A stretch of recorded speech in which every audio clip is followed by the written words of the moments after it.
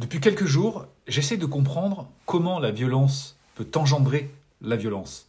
C'est-à-dire comment, en ayant été victime de violence, nous commettons de la violence. Et cela rentre dans le cadre des violences éducatives et des violences en général. Pour mes recherches, je suis en train de lire le livre du docteur Muriel Salmona, Châtiment corporel et violence éducative, où il est notamment question de la mémoire traumatique. Je vais vous expliquer. Lorsque nous subissons une violence ou du stress de manière intense, le cerveau va disjoncter. Le circuit émotionnel est alors coupé et nous nous dissocions. La dissociation, c'est comme une anesthésie émotionnelle. On a un sentiment d'étrangeté, de déconnexion, et comme si on était spectateur d'une scène. Et une mémoire traumatique s'installe.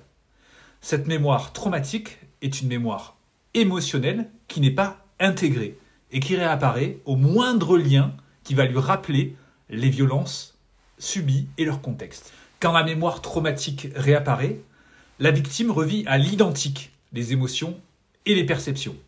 Afin que la mémoire traumatique n'émerge pas, la victime va donc opter pour des stratégies d'évitement et de contrôle. Mais quand cela n'est pas possible, la personne traumatisée va essayer d'anesthésier la mémoire traumatique, soit en se dissociant, soit en faisant disjoncter le circuit émotionnel, en provoquant un stress extrême ou par des violences exercées contre soi et contre autrui.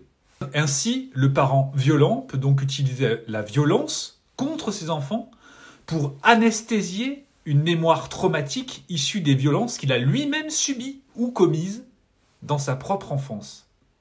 Et c'est ainsi que la violence engendre la violence. Dans les prochaines vidéos, nous continuerons à aborder cette notion de mémoire traumatique et également des façons d'accompagner les personnes pour que justement cette mémoire traumatique ne soit plus à l'origine de violences exercées.